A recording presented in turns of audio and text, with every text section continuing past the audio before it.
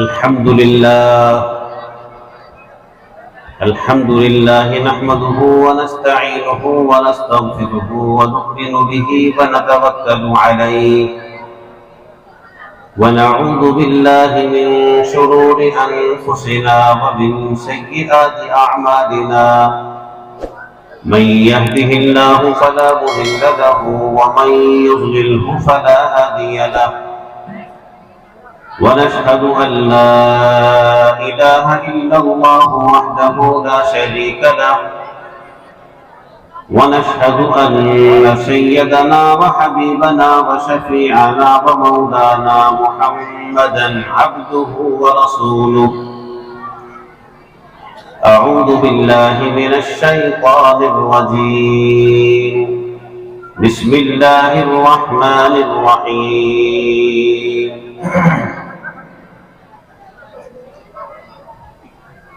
إن الله يأمركم أن تؤدوا الأمانات إلى أهلها صدق الله العظيم وقال النبي صلى الله تعالى عليه وسلم علموا أولادكم الخير وأدبوهم أو كما قال عليه الصلاة والسلام۔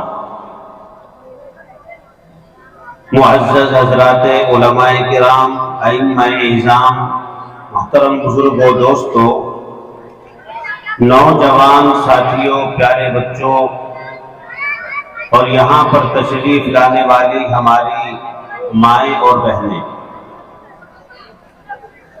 قرآن کریم کی آیت کا ایک حصہ، ایک ٹکڑا اور اللہ کے نبی علیہ السلام کے فرامین مبارکہ میں سے ایک فرمان، ایک حدیث آپ حضرات کے سامنے تلاوت کی ہیں، پڑھی ہیں۔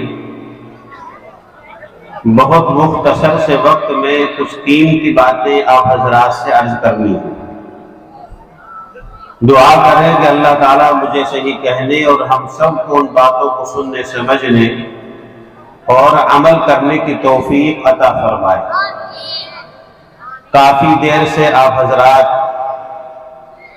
بچوں کی زبانی اور ہمارے مولانا قاری میزان صاحب کی زبانی نعتیہ کلام، مکالمات اور اسی طریقے سے تقریریں سماعت فرما رہے ہیں۔ اللہ تعالیٰ آپ حضرات کو ان باتوں پر عمل کرنے کی توفیق عطا فرمائے، اور جن بچوں نے محنت کر کے آپ کو کلام سنایا ہے، اللہ ان بچوں کو بہترین اجر عطا فرمائے۔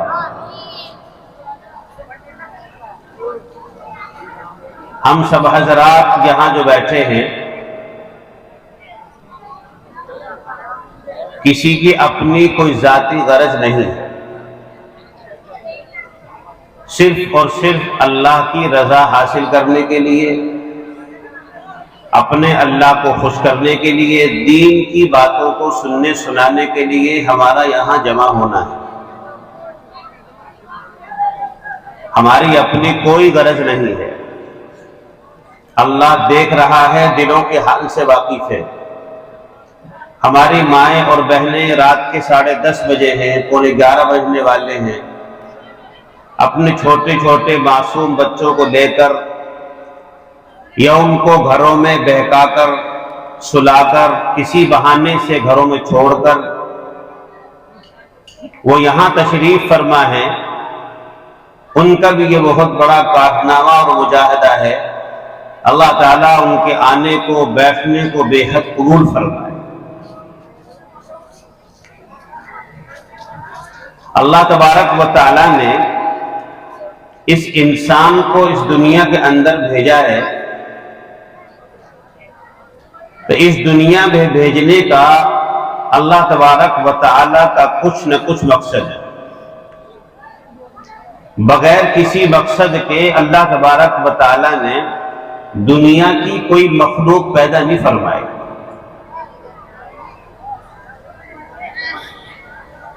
ہم اور آپ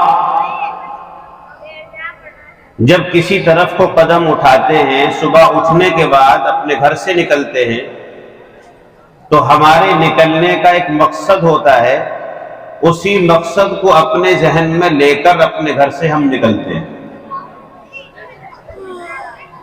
اگر کوئی اپنے گھر سے مسجد کے لیے بھی جا رہا ہے، اللہ کے گھر میں نماز پڑھنے کے لیے جا رہا ہے، تو اس کا بھی ایک مقصد ہوتا ہے کہ میں اللہ کے گھر میں جا کے نماز پڑھوں گا، میں سجدہ کروں گا، قیام کروں گا، رکوع سجدے کروں گا، اللہ تعالیٰ میری اس عبادت پر راضی ہوگا اور مجھے جنت دے گا۔ اس مقصد کو ذہن میں بسا کے آدمی اپنے گھر سے مسجد تک جاتا ہے۔ ایک بچہ تیار ہو کر صبح کو اسکول جاتا ہے یا مدرسے جاتا ہے، اس بچے کے بھی ذہن میں ایک مقصد ہوتا ہے کہ میں محنت کروں گا، کوشش کروں گا، تو اللہ تعالیٰ آگے چل کر مجھے اس کا پھل دے گا۔ اسی مقصد کو لے کر وہ اپنے گھر سے نکل رہا ہے اور اسکول اور مدرسے میں محنت کر رہا ہے۔ جو ماں اور باپ اس بچے پر محنت کرتے ہیں اسکول جانے کے لیے یا مدرسے بھیجنے کے لیے، تو ان ماں باپ کے بھی ذہن میں ایک مقصد ہوتا ہے کہ میرا بچہ اگر پڑھائی میں کامیاب ہو گیا تو ہمارا نام روشن ہوگا اور آگے یہ کسی لائق بنے گا، دنیا اس کی عزت کرے گی۔ اسی مقصد کو لے کر وہ اپنے بچے پر محنت کیا کرتے ہیں۔ تو ہر انسان اس دنیا میں اپنے اپنے مقصد کے اعتبار سے محنت کر رہا ہے، اور جو اس کی چرت پھرت ہے وہ اس مقصد کو لے کر ہے جو اس کے ذہن میں فٹ ہے۔ بغیر کسی مقصد کے نہ میں آتا ہوں نہ آپ جاتے ہیں۔ آپ کے آنے کا بھی ایک مقصد ہے، میرے آنے کا بھی ایک مقصد ہے۔ آپ اپنے کاروبار پر جاتے ہیں، وہاں جانے کا ایک مقصد ہے۔ ہر انسان کا کچھ نہ کچھ مقصد ہوتا ہے جب اپنے گھر سے وہ نکلتا ہے،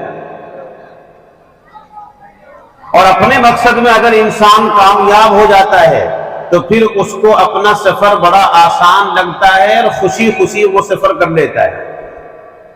اور اگر ایک آدمی جس مقصد کو اپنے ذہن میں بنا کے چلا ہے اور وہ مقصد اس کا پورا نہ ہو تو اس کا یہ سفر اتنا ہارڈ اور مشکل ہو جائے گا اس کے لیے کہ گویا پورے دن یہ تکان محسوس کرے گا اور پورے دن یہ پریشان حال رہے۔ تو اللہ تبارک و تعالیٰ نے اس انسان کو جو اس دنیا کے اندر بھیجا ہے، اللہ کا بھی اس دنیا میں بھیجنے کا ایک مقصد ہے۔ جب میں اور آپ بغیر مقصد کے کہیں نہیں جا سکتے تو پھر اللہ نے جو ایسی اشرف المخلوقات یہ بھیجی ہے دنیا میں، 18,000 مخلوقات میں سب سے بہترین مخلوق یہ انسان، تو اس انسان کو پیدا کرنے کا بھی اللہ کا ایک مقصد ہے۔ اور اللہ کا کیا مقصد ہے؟ انسان کو پیدا کرنے کا مقصد جو ہم نے سمجھ لیا ہے وہ نہیں ہے۔ ہم نے انسان کو پیدا کرنے کا مقصد ہمارے اپنے اعتبار سے کیا ہے؟ بہترین مکان بنانا، یا بہترین لباس کے لیے محنت کرنا، یا بڑے بڑے عہدے اور مناصب کے لیے کوشش اور محنتیں کرنا۔ یہ انسان کی محنت، یہ انسان کی پیدا کرنے کا مقصد نہیں ہے۔ گھر بنانے کا جہاں تک معاملہ ہے، دنیا کی کوئی مخلوق ایسی نہیں ہے جو اپنا گھر نہ بناتی۔ چھوٹی سے چھوٹی چیونٹی اور بڑے سے بڑے جانور، ہر جانور کے لیے یا تو کوئی اور گھر بناتا ہے یا وہ خود اپنا گھر بناتا ہے۔ کوئی جانور بغیر گھر کے نہیں رہتا۔ بڑا کوئی جانور ہے اس کے لیے انسان گھر بنائے گا، کوئی ایسا جانور ہے جو انسان کے کام کا نہیں ہے وہ اپنا گھر خود بنائے گا۔ جہاں تک کھانے کا معاملہ ہے تو جیسے انسان کھاتا ہے ایسے ہی انسان کے علاوہ جو 18,000 مخلوقات ہیں وہ بھی کھاتے ہیں۔ چیونٹی سے لے کر بڑے جانور ہاتھی تک جتنے جانور ہیں، جتنے پرندے اور چرندے ہیں دنیا میں، وہ سب کھاتے ہیں، بغیر کھائے ہوئے کوئی نہیں جیتا۔ ان سب کا کھانا موجود ہے۔ یہاں تک کہ جنات جیسی مخلوق جو ہماری نظروں سے اوجھل ہے اور دکھتی نہیں ہے، اس کی بھی ایک غذا ہے، اس کی بھی ایک غذا ہے، اور اس کا بھی کھانا ہے، وہ بھی کھانا کھاتی ہے۔ اسی لیے کہا جاتا ہے جب تم کھانا کھاؤ تو جو کھانے میں ہڈیاں ہوتی ہیں، ان ہڈیوں کو کہیں ایک طرف ایسی جگہ پہ ڈال دو جہاں اللہ کی دوسری مخلوق جنات اس کو استعمال کر لیں، اس لیے کہ یہ ہڈیاں اللہ کی مخلوق جنات کی غذا ہے، یہ ان کی غذا ہے۔ تو جنات بھی کھاتے ہیں، چرندے، پرندے، درندے، چوپائے، یہ سب کھاتے ہیں۔ کوئی جانور بغیر کھائے نہیں رہتا، اور کوئی جانور بغیر گھر کے نہیں رہتا، چاہے عارضی گھر ہو چاہے مستقل گھر ہو، ہر آدمی، ہر انسان کا گھر ہے۔ تو انسان کے پیدا کرنے کا مقصد گھر بنانا نہیں ہے، انسان کے پیدا کرنے کا مقصد اچھے اچھے کھانا نہیں ہے، یہ سب کھاتے ہیں۔ انسان کے پیدا کرنے کا مقصد اور جانوروں کی طرح زیب و زینت نہیں ہے کہ بہترین زیب و زینت اختیار کرے، یہ انسان کے پیدا کرنے کا مقصد نہیں ہے۔ زیب و زینت اختیار کرنا اور اسی طریقے سے کھانا اور پینا اور مکان بنانا، یہ دنیا کی ساری مخلوق کرتی ہے، پھر انسان کی خصوصیت کیا ہے؟ انسان کی یہ خصوصیت نہیں ہے۔ انسان کے پیدا کرنے کا جو اللہ کا مقصد ہے وہ ہے کہ انسان میری عبادت کرے، انسان میری عبادت کرے، اس لیے اللہ نے انسان کو پیدا کیا ہے۔ وَمَا خَلَقْتُ الْجِنَّ وَالْإِنسَ إِلَّا لِيَعْبُدُونَ، اللہ تبارک و تعالیٰ فرما رہے ہیں کہ میں نے انسان اور جنات کو صرف اپنی عبادت کے لیے پیدا کیا ہے، اس کے علاوہ کسی اور چیز کے لیے پیدا نہیں کیا۔ میری عبادت کرے، یہ اس کے پیدا کرنے کا مقصد ہے۔ لیکن ہم ہیں کہ ہم اپنے اس مقصد کو بھول کر دوسرے مقصدوں کی اور دوسری چیزوں کی طرف چلے جا رہے ہیں۔ ہماری محنت دین پر نہیں، ہماری دین پر نہیں، ہماری اس چیز پر محنت لگ رہی ہے کہ جس چیز کو اللہ نے پہلے سے ہی ہمارے لیے بنا دیا ہے۔ رہنے کے لیے اللہ نے ہمیں زمین دی، اللہ نے ہمارے اوپر جیسے ہم اپنے گھر پہ چھت بناتے ہیں، ایسی چھت کی شکل میں اللہ نے ہمیں آسمان دیا۔ ہمیں نہ چھت کی ضرورت ہے نہ ہمیں بستر کی ضرورت ہے، بستر ہمارے لیے زمین ہے اور چھت ہمارے لیے آسمان ہے۔ اور اللہ نے اس زمین کے اندر وہ غذائیں اور وہ خزانے رکھے ہیں کہ دنیا کے کسی دسترخوان پر وہ خزانے اور وہ کھانے جوا نہیں ہو سکتے۔ اس زمین پہ ایک حدیث شریف میں آتا ہے کہ یہ زمین جو اللہ نے بنائی ہے، یہ زمین پوری مخلوق کے لیے ایک دسترخوان ہے، اور یہ ایسا دسترخوان ہے کہ اللہ کی 18,000 مخلوقات میں سے ہر مخلوق کے لیے اس کے اوپر رزق موجود ہے۔ کوئی ایسی مخلوق نہیں ہے جو زمین سے آنے والا رزق نہ کھاتی۔ یہ اللہ کا بچھایا ہوا دسترخوان ہے، اس پہ سے انسان بھی کھا رہا ہے، اس پہ سے حیوان بھی کھا رہا ہے، اس پہ سے پرندے بھی کھا رہے ہیں، اس پہ سے چرندے بھی کھا رہے ہیں۔ دنیا کی کوئی مخلوق ایسے نہیں ہے جو اس دسترخوان سے کھانا نہ کھا رہے ہیں، اس لیے کہ ہر مخلوق کی غذا زمین کے اندر موجود ہے۔ آپ کے جتنے پھل ہیں وہ کہاں سے آ رہے ہیں؟ وہ سب زمین سے ہیں۔ وہ جتنے غلے ہیں سب زمین سے ہیں، جتنے پانی ہیں وہ سب زمین سے ہیں۔ یہ آپ کے کپڑے یہ زمین سے ہیں، یہ جتنے مکانات بن رہے ہیں ان کے اندر جو مٹیریل لگ رہا ہے وہ سب زمین سے ہے۔ تمام کی تمام ضروریات اللہ نے اس زمین پر رکھی، سب زمین کے اندر موجود ہے۔ اسی لیے اللہ تبارک و تعالیٰ نے انسان کی ضرورتوں کو پہلے بنایا، ساری مخلوقات کو پہلے بنایا اور انسان کو سب سے بعد میں بنایا۔ انسان کا گھر بھی بنایا، انسان کا لباس بھی بنایا، انسان کے آرام کی چیزیں بھی بنائی، اور انسان کو سب سے بعد میں بنایا۔ کیوں؟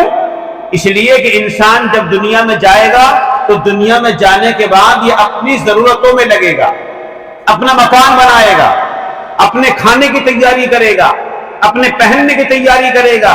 تو اللہ تعالیٰ نے وہ تمام چیزیں پہلے تیار کر کے پھر اس انسان کو اس دنیا کے اندر بھیجا ہے کہ اب تجھے کسی ضرورت میں لگنے کی ضرورت نہیں ہے، اب تو میری عبادت میں لگ، تیرے پیدا کرنے کا مقصد میری عبادت ہے۔ تو ہمیں اپنے پیدا کرنے کا مقصد سمجھنا چاہیے کہ اللہ نے ہمیں پیدا کس لیے کیا ہے، لیکن ہماری محنت کہاں لگ رہی ہے؟ ہماری محنت اس کے علاوہ بہت ساری چیزوں پر لگ رہی ہے، اور یہ اللہ کا ضابطہ ہے، یہ اللہ کا اصول ہے کہ جس چیز پر یہ انسان محنت کرتا ہے، چاہے وہ اس کے مقصد میں شامل ہو یا نہ ہو، اللہ انسان کی محنت کو ضائع نہیں کرتا، رائج نہیں کرتا، اللہ انسان کو اس میں کامیاب کرتا ہے۔ جب انسان محنت کرتا ہے کہ مجھے اچھا گھر بنانا ہے اور اس کے لیے محنت اور جد و جہد کرتا ہے، کوشش کرتا ہے، تو بہترین گھر وجود میں آ جاتا ہے۔ اس کی محنت کے نتیجے میں بہترین بنگلہ اور کوٹھی بن جاتی ہے۔ جس چیز پر یہ محنت کرتا ہے، اللہ تعالیٰ اس انسان کو، اپنے بندے کو اس میں کامیابی دیتا ہے۔ انسان ایک سیفی ہوتا ہے، ایک بڑھی ہوتا ہے، وہ لکڑی کے اوپر محنت کرتا ہے، تو یہ انسان جب لکڑی پر محنت کرتا ہے تو اس بے جان چیز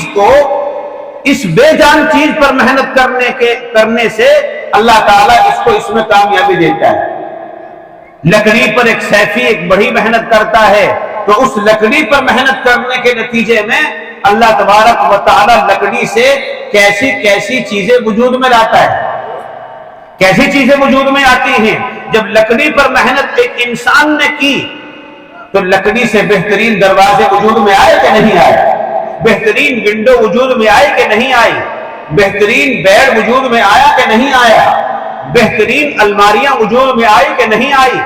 بہترین صوفے وجود میں آئے کب؟ جب اس انسان نے لکڑی پر محنت کی۔ یہ درخت کھڑا ہوا تھا، اسے کوئی نہیں جانتا تھا کہ اس میں بہترین بیڈ بن سکتا ہے، اس میں بہترین الماریاں بن سکتی ہیں، اس میں بہترین دروازے بن سکتے ہیں، اس میں بہترین ونڈو بن سکتی ہیں، کوئی نہیں سمجھ سکتا تھا۔ لیکن جب اس انسان نے اس لکڑی پر محنت کی تو آج ہمارے گھروں میں اس انسان کی محنت کے نتیجے میں اسی لکڑی سے بہترین جوڑیاں چڑھی ہوئی ہیں، اسی لکڑی سے بہترین ونڈو لگی ہوئی ہیں، اسی لکڑی سے بہترین بیڈ پڑے ہوئے ہیں، اسی لکڑی سے بہترین الماریاں وجود میں ہیں، اور اسی لکڑی سے نہ جانے کتنی چیزیں ہمارے گھر میں موجود ہیں۔ یہ کب؟ کہ جب اس انسان نے لکڑی پر محنت کی تو یہ تمام چیزیں وجود میں آ گئی۔ اس انسان نے لوہے پر محنت کی تو اللہ نے اس کی محنت کو ضائع نہیں کیا۔ اس انسان نے لوہے پر محنت کی تو اس لوہے کو اللہ نے اس انسان کی محنت کے نتیجے میں اس آسمان اور زمین کے بیچ ہوائی جہاز کی شکل میں اڑا دیا۔ ہوائی جہاز ایک لوہے کی چیز ہے، انسان نے لوہے پر محنت کی ہے، نہ وہاں کوئی راستہ ہے، نہ کوئی پٹری ہے، نہ کچھ ہے، اس کا اپنا وزن ہے، اور وہ 200 400 500 ہزاروں آدمیوں کو لے کر اس کے ساز و سامان کے ساتھ آسمان اور زمین کے بیچ میں اڑ رہا ہے۔ یہ کس کی محنت ہے؟ یہ اس انسان کی محنت ہے۔ انسان نے محنت کی تو اس لوہے کو آسمان اور زمین کے بیچ بغیر کسی سڑک کے اور بغیر کسی شاہراہ اور بٹیا کے اس کو ہوا میں اڑا دیا۔ یہی انسان لوہے پر محنت کر رہا ہے۔ تو ٹرین، جس کو ہم کیا کہتے ہیں، ریل گاڑی، ذرا سی پٹری پر 2 انچ کی پٹری کتنی تیز رفتار کے ساتھ ہزارہا آدمیوں کو لے کر ان کے ساز و سامان کے ساتھ برق رفتاری کے ساتھ تیز رفتار کے ساتھ گھنٹوں میں کہیں اور 2 گھنٹے میں کہیں اور 24 گھنٹے میں کہیں، یہ کس کی محنت ہے؟ اس انسان نے لوہے پر محنت کی تو لوہے کو ایسا بنا دیا کہ کہیں سے کہیں چند منٹ اور چند گھنٹوں میں انسان کو کہاں سے کہاں لے جاتا ہے۔ انسان نے لوہے پر محنت کی تو ریل گاڑی وجود میں آئی، لوہے پر محنت کی تو ہوائی جہاز وجود میں آیا، लकड़ी पर मेहनत की तो कितनी चीजें वजूद में आई। और ये इंसान ही की मेहनत है, ये इंसान ही की मेहनत है कि मेरे हाथ में ये मोबाइल, मैं दुनिया के किसी भी कोने में रहने वाले अपने रिश्तेदार से या अपने किसी दोस्त और साथी से बात करना चाहूं, इसी कुर्सी पर बैठकर नंबर डायल करो, दुनिया के किसी भी कोने में मेरा आदमी मौजूद है, मैं यही बैठकर उससे बात कर रहा हूं। इस प्लास्टिक के ऊपर इंसान ने मेहनत की तो ये मोबाइल वजूद में आया, और यहां इस बस्ती में बैठकर आदमी दुनिया के हर कोने में अपने रिश्तेदार से बात कर रहा है। किसकी मेहनत है ये इस इंसान की मेहनत है। पता चला कि ये इंसान जिस चीज पर मेहनत करता है, अल्लाह ताला इस बंदे को और इंसान को उस मेहनत में कामयाब करता है। मालूम हो रहा कि नहीं हो रहा है? आजकल तो माशाअल्लाह हर चीज पर मेहनत हो रही है। आपने देखा होगा कूड़ियों पर जो कूड़ा पड़ा हुआ होता है उसको साफ करके, उस कूड़े की पिन्नियों को साफ करके, उस कूड़े की हड्डियों को साफ करके, उस कूड़ी पर पड़ी रहने वाली जो बोतलें प्लास्टिक की होती हैं उनको चुन चुन कर आदमी ले जा रहे हैं, उनको भी इकट्ठा किया जा रहा है और उनको फिर किसी कंपनी में, फैक्ट्री में बेचा जा रहा है और उनको भी कामयाब बनाया जा रहा है। उनसे भी न जाने कैसे कैसे खिलौने वजूद में आ रहे हैं। जो हमारे बच्चों के हाथों में खिलौने हैं ना, जिनको हम कई सौ रुपए के खरीद के लाते हैं, ये कूड़े पर पड़ने वाली पिन्नियां और हमारी कूड़ियों पर पड़ने वाली ये प्लास्टिक और हमारी कूड़ियों पर पड़ने वाला ये न जाने क्या क्या चीजें होती हैं जिनको चुन चुन कर ले जाया जाता है, इनके ऊपर मेहनत होती है तो ये खिलौने वजूद में आते हैं। ये इंसान की मेहनत है। लेकिन हमारी मेहनत कहां लग रही है? हमारी मेहनत मकानों के ऊपर। जहां हमारी मेहनत लग रही है बेहतरीन मकान बन रहे हैं। हमारी मेहनत है बेहतरीन गाड़ी खरीदने के लिए, बेहतरीन गाड़ी वजूद में आ जाती है। हमारी मेहनत है बेहतरीन लिबास आ जाए, अच्छा लिबास आ जाता है। हमारी मेहनत है बेहतरीन ओहदा हासिल हो, ओहदा मिल जाता है। जिस चीज के लिए इंसान मेहनत करता है उसी चीज में इस इंसान को अल्लाह कामयाबी देता है। लेकिन जिस चीज पर हमारी मेहनत लगनी चाहिए, जिस चीज पर हमारी मेहनत लगनी चाहिए, उस चीज पर हमारी मेहनत नहीं लग रही है। हमारी मेहनत किस चीज पर लगनी चाहिए? अल्लाह की एक ऐसी नियमत कि जिस नियमत के बगैर ये इंसान अपने आप को अधूरा समझता है। इसके पास बेहतरीन गाड़ी हो, इसके पास बेहतरीन बंगला हो, इसके पास बेहतरीन ओहदा हो, ये बेहतरीन इज्जत का मालिक हो, यहां तक के मुल्कों के जिम्मेदार हो, और वो अल्लाह की नेमत इस इंसान के पास में नहीं हो, तो इस इंसान की तबीयत बेहतरीन गाड़ी में बैठकर भी लगती नहीं है। उस नेमत के बगैर बेहतरीन बंगले में और बेहतरीन पार्कों में इस इंसान की तबीयत नहीं लगती। बेहतरीन ओहदे और मनसब पर बैठकर इस इंसान की तबीयत उस नेमत के बगैर नहीं लगती। क्या है वो नेमत कि जिस नेमत के बगैर ये इंसान अपने आप को अधूरा समझता है। बेहतरीन लग्जरी गाड़ी में भी तबीयत नहीं लग रही है, बेहतरीन बंगले में भी तबीयत नहीं लग रही है, बेहतरीन ओहदे और मनसब पर बैठकर भी तबीयत नहीं लग रही है। क्या है वो चीज? वो चीज है इंसान के पास में इंसान की औलाद। ये इंसान की जो औलाद है ये अल्लाह तबारक व तआला की तरफ से ऐसी नेमत है और ऐसे तोहफा है कि इंसान इसके बगैर अपने आप को अधूरा समझता है, नाकिस समझता है। दुनिया का कोई शादीशुदा जोड़ा ऐसा होगा कि शादी होने के बाद जिसकी पहली तमन्ना ये ना हो कि जल्दी से मेरी गोद औलाद से हरी हो जाए। औरत समझती है जल्दी से मेरी गोद औलाद से हरी हो, और लड़का समझता है कि जल्दी से अब्बा अब्बा कहकर उंगली पकड़ के चलने वाला वजूद में आ जाए। ये सबसे पहली तमन्ना होती है एक लड़के और लड़की की शादी होने के बाद। अगर किसी इंसान के पास में ये ना हो तो लाख मनसब हो, लाख ओहदे हो, लाख गाड़ियां हो, लाख पार्क हो, बेहतरीन बंगला हो, इन तमाम चीजों के बावजूद उसकी तबीयत लगती नहीं है, परेशान रहता है। जाता है हकीमों के पास जाता है कि नुस्खा दे दो, 2 साल हो गए बच्चा नहीं हुआ, تعویذ والوں کے پاس جاتا ہے کہ تعویذ دے دو، 2 سال ہو گئے بچہ نہیں ہوا۔ علماء کے پاس جاتے ہیں کہ دعائیں فرما دیں، 2 سال 3 سال ہو گئے بچہ نہیں ہوا۔ اس کے لیے آدمی کتنی محنت کرتا ہے۔ جن کے اولاد نہیں ہے ان سے پوچھو اولاد کی قیمت، کہ اولاد کی کتنی قیمت ہے۔ حکیموں کے پاس، تعویذ گنڈے والوں کے پاس، اور اسی طریقے سے علماء کے پاس دعا کرانے کے لیے آدمی محنت کرتا ہے۔ 2 سال گزر جائے تو لڑکی پریشان، لڑکی کے ماں باپ پریشان، اس کے بھائی پریشان، ادھر لڑکے کے گھر والے پریشان کہ 2 سال ہو گئے ابھی تک بچہ نہیں ہوا، 3 سال ہو گئے ابھی تک بچہ نہیں ہوا۔ اس بچے کے بغیر ان کی زندگی اجیرن ہے۔ بچی کے گھر والے بھی پریشان ہیں، بچے کے گھر والے بھی پریشان ہیں۔ کیوں؟ کہ کوئی اولاد وجود میں نہیں آئی ہے۔ تو یہ اولاد اللہ کی بہت بڑی نعمت ہے، بہت بڑی نعمت ہے۔ اس کے بغیر آدمی ناقص اور نامکمل ہے۔ لیکن اس کے اوپر ہماری محنت نہیں ہے، اس کے اوپر ہماری محنت نہیں ہے۔ اولاد کو طلب کرنا اور اولاد کا حاصل کرنا یہ کوئی بری چیز نہیں ہے۔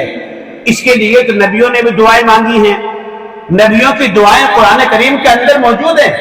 اللہ سے دعا نبیوں نے مانگی ہے، ربنا هب لنا من ازواجنا وذرياتنا قرة اعين وجعلنا للمتقين اماما۔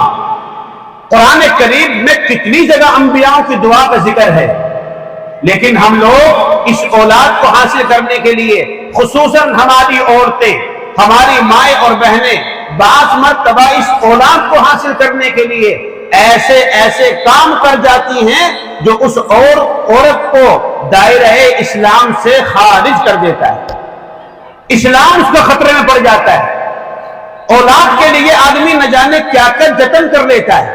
تعویذ والا جو بتا دے اسی کرنے کے لیے تیار، حکیم جو نسخہ بتا دے اسے کرنے کے لیے تیار، جو آدمی جو کچھ بتا دے اسے کرنے کے لیے تیار۔ لیکن اولاد کا دینا اور اولاد کا نہ دینا یہ کس کے قبضے میں ہے؟ یہ کسی حکیم کے قبضے میں نہیں ہے، یہ کسی ڈاکٹر کے قبضے میں نہیں ہے، یہ کسی گنڈے اور تعویذ والے کے قبضے میں نہیں ہے۔ یہ کس کے قبضے میں ہے؟ اللہ کہتا ہے یَهَبُ لِمَن يَشَاءُ إِنَاثًا وَيَهَبُ لِمَن يَشَاءُ الذُّكُورَ۔ اللہ تعالیٰ جسے چاہتا ہے لڑکی دیتا ہے، جسے چاہتا ہے اللہ لڑکا دیتا ہے، جسے چاہتا ہے اللہ دونوں دیتا ہے، اور جسے چاہتا ہے اللہ کچھ بھی نہیں دیتا، اس کی گود کو بانجھ بنا دیتا ہے۔ دنیا کا کوئی حکیم اور کسی حکیم کا نسخہ اس عورت کی گود سے بچہ پیدا نہیں کر سکتا کہ جس کی گود کو اللہ نے باندھ دیا۔ یہ بچہ دینا اور نہ دینا یہ کسی بازار والے کا کام نہیں ہے کہ چادر چڑھا کر بچہ حاصل کر لو، تعویذ باندھ کر بچہ حاصل کر لو۔ یہ کسی قبر والے کا کام نہیں ہے، یہ چادر چڑھانے والے کا کام نہیں ہے۔ یہ کام کس کا ہے بھائی؟ یہ اللہ کا کام۔ تو اولاد ایسی بڑی نعمت ہے انسان کے پاس کہ اس کو حاصل کرنے کے لیے یہ خاص طور پر ہماری مائیں اور بہنیں کیا کیا کر گزرتی ہیں، کیا کیا کر گزرتی ہیں۔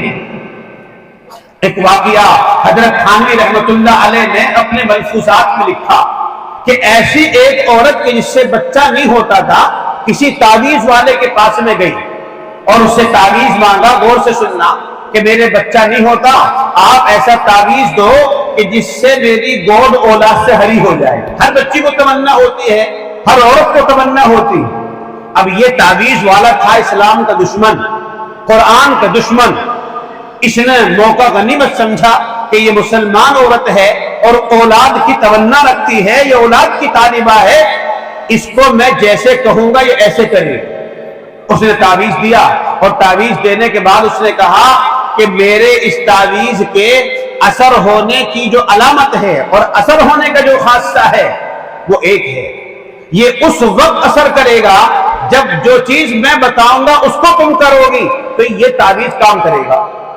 اس نے کہا کہ میں ٹھیک ہے، آپ مجھے تعویذ دو اور جو آپ کہو گے میں اسے کروں گی، مجھے اولاد کی ضرورت ہے۔ یہ اسلام کا دشمن، قرآن کا دشمن تھا۔ اس نے کہا یہ تعویذ لو، تعویذ دیا اور دینے کے بعد نے کہا کہ جب 14ویں رات کا چاند نکلے، جس دن 14ویں رات کا چاند ہو، 14ویں رات کا چاند کی جو روشنی ہوتی ہے سب سے زیادہ ہوتی ہے کہ جب 14ویں رات کا چاند ہو اس دن تمہیں رات کی اس چاندنی میں غسل کرنا ہے، نہانا ہے، اس تعویذ کو پانی میں ڈالنا ہے، اور اس تعویذ کے پانی میں ڈالنے کے بعد نہانا ہے، اور نہانے کی شرط یہ ہے کہ تم جو پٹری رکھی جاتی ہے اس پہ بیٹھ کر غسل ہوتا ہے، نعوذ باللہ ثم نعوذ باللہ اور پھر نعوذ باللہ، اس نے کہا کہ اس کی شرط یہ ہے کہ تم اپنے گھر کے صحن میں قرآن کریم کو رکھو پٹری کی جگہ، اور اس پٹری پر بیٹھ کر غسل کرو گی تو نعوذ باللہ تمہارے بچہ پیدا ہو جائے گا۔ اسلام کا دشمن تھا، قرآن کا دشمن تھا، موقع غنیمت جانا کہ اولاد کی تمنا ہے، جو بات میں بتاؤں گا یہ کرے گی۔ اس عورت نے قبول کیا اور اس نے کہا کہ ٹھیک ہے، اس نے وہ تعویذ پانی میں ڈالا، اس کو بھگویا اور ڈال کر اسے نہانا شروع کیا، اور اس نے یہ کام کیا۔ اس اولاد کو حاصل کرنے کے لیے قرآن کریم کے ساتھ یہ گھناؤنا عمل کیا۔ ایک دن غسل کیا، 2 دن غسل کیا، 3 دن غسل کیا، لیکن 2 مہینے گزرے، 6 مہینے گزرے، سال بھر گزرے، 2 سال گزرے، اس کی گود سے کوئی بچہ پیدا نہیں ہوا، اس لیے کہ بچہ پیدا کرنا اور نہ کرنا کس کا کام ہے؟ یہ اللہ کا کام ہے۔ اس کے کلام پاک کے ساتھ تو توہین کر رہی ہے اور اسی سے بچہ حاصل کرنا چاہتی ہے، ایسا نہیں ہو سکتا ہے۔ تو بتانے کا مقصد یہ ہے کہ اس اولاد کو حاصل کرنے کے لیے آدمی ایسے عمل کر لیتا ہے کہ جو عمل انسان کو اسلام سے خارج کر دیتا ہے، نکال دیتا ہے۔ اب جس عورت نے یہ کام قرآن کریم کے ساتھ کر دیا، آپ یہ بتاؤ کیا یہ عورت مسلمان رہے گی؟ یہ مسلمان نہیں رہ سکتی۔ تو اس اولاد کو حاصل کرنے کے لیے ہماری مستورات، ہماری عورتیں بعض مرتبہ ایسا کام کر گزرتی ہیں جو یہ کام اسلام سے اس کو خارج کر دیتا ہے۔ ایسی چیز ہے یہ اولاد۔ تو اس اولاد پر ہمیں محنت کرنے کی ضرورت ہے، اپنے گھروں سے زیادہ، اپنی بنگلوں سے زیادہ، اپنی گاڑیوں سے زیادہ، اپنے لباس سے زیادہ، تمام چیزوں سے زیادہ اللہ اگر کسی کو کسی دعا کے نتیجے میں یا کسی کے کسی نیک عمل کے نتیجے میں اللہ اگر کسی کو اولاد عطا کر دے تو پھر اس اولاد پر محنت کرنے کی ضرورت ہے، اس کے اوپر محنت کرو۔ اگر تم نے محنت نہیں کی، اگر تم کسی کھیت پر بھی محنت نہیں کرو گے تو پھر اس میں بنجر گھاس، اس بنجر زمین میں دوبا والا گھاس اگے گا، اور ایسا گھاس اگے گا کہ آپ اس کو صاف بھی نہیں کر سکتے، وہ کھیت بیکار ہو جائے گا۔ اس میں جب محنت کرو گے، اس میں جب ہل چلایا جائے گا، ٹریکٹر چلایا جائے گا، اس کو پانی دیا جائے گا، اس کے گھاس کو صاف کیا جائے گا، تب وہ کھیت صاف رہے گا، وہ بہترین غلہ دے گا، بہترین فصل دے گا۔ اور اگر اس کے اوپر تم نے اس کو چھوڑ دیا تو پھر اس میں گھاس اگے گا، اس میں سانپ بچھو اگیں گے، اس میں آپ جاتے ہوئے بھی ڈر جائیں گے۔ اس لیے اللہ اگر کسی کو اولاد دے دے تو تمام چیزوں سے زیادہ ہمیں اپنی اولاد پر محنت کرنے کی ضرورت ہے۔ اپنی اولاد پر محنت کریں، اس کو دیندار بنائیں، اس کو دنیاوی اعتبار سے بھی کامیاب کرنے کی کوشش کریں اور اس کو دینی اعتبار سے بھی کامیاب کرنے کی کوشش کریں۔ ایسا نہیں ہے کہ خالی دینی اعتبار سے ہی کامیاب کریں، دنیا میں پیچھے چھوڑ دیں، نہیں، اسے دنیا میں بھی کامیاب کرنے کی کوشش کریں اور دینی اعتبار سے بھی کامیاب کرنے کی کوشش کریں۔ جس ماں اور باپ نے اپنی اولاد کو کامیاب بنا دیا، میں سمجھتا ہوں کہ سب سے بڑا کارنامہ اس ماں باپ نے کیا ہے۔ چاہے بنگلہ نہ ہو، چاہے گاڑی نہ ہو، اور چاہے اور دوسری باتیں ہمارے پاس میں موجود نہ ہو، اگر کسی باپ کی اور کسی ماں کی اولاد کامیاب ہے تو میں سمجھتا ہوں کہ بہترین بنگلے والوں سے باعزت وہ آدمی ہے کہ جس آدمی نے اپنی اولاد کو دینی اور دنیاوی اعتبار سے کامیاب بنایا۔ ایک آدمی بنگلے میں تو رہتا ہے لیکن بچہ شراب پی رہا ہے، ایک آدمی بنگلے میں رہتا ہے لیکن بچہ تاش کھیل رہا ہے، ایک آدمی نے بہترین بنگلہ بنایا ہوا ہے لیکن بچہ چوری میں ملوث ہے۔ یہ کیا بنگلہ ہے؟ تو نے بنگلے پر محنت کی ہے، تو نے کوٹھی اور مکان پر محنت کی ہے، اپنی اولاد پر محنت نہیں کی۔ اس سے برا آدمی کون ہو سکتا ہے؟ اس سے برا آدمی کون ہو سکتا ہے؟ اس لیے بھائی تمام چیزوں سے زیادہ اپنی اولاد پر محنت کرنے کی ضرورت ہے۔ یہ بچے جن کے سروں کے اوپر آج دستار باندھی گئی ہے، ان کے ماں باپ نے ان بچوں کے اوپر محنت کی، ان کو وقت دیا، ان کو بنایا سنوارا، ان کے اخراجات کو برداشت کیا اور پوری ہمت اور طاقت کے ساتھ اور پوری محنت کے ساتھ اپنے بچوں کو کامیاب کرنے کی کوشش کی، اللہ نے انہیں کامیاب کر دیا۔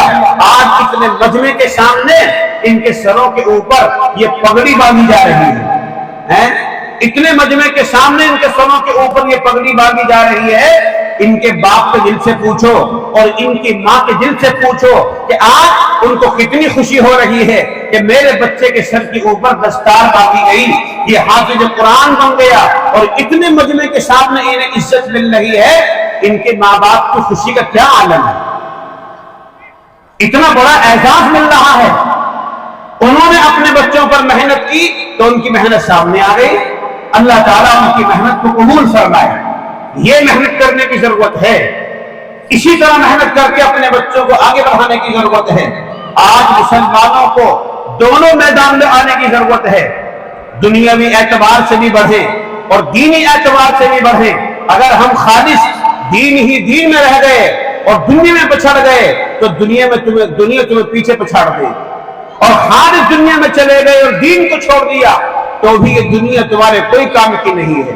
ہمیں دونوں کو لے کر چلنا ہے، دین کو بھی لینا ہے، دنیا کو بھی لینا ہے، اور دونوں کو ساتھ لے کر ہمیں آگے بڑھنا ہے۔ دین اور دنیا کے ساتھ ہمیں آگے بڑھنا ہے اور ترقی کرنی ہے۔ اپنے بچوں کو دنیاوی میدان میں بھی آگے بڑھانا ہے اور دینی میدان میں بھی آگے بڑھانا ہے۔ انشاءاللہ کہو گے سب لوگ ماشاءاللہ۔ اس مدرسے نے یہ محنت کی اور اس محنت کے نتیجے میں یہ 2 بچے حافظ قرآن، 3 بچے حافظ قرآن بنے۔ ایک بچہ ابھی موجود نہیں ہے، آ جائے گا، یہ آ رہا ہے، وہ بھی حافظ قرآن بنا ہے۔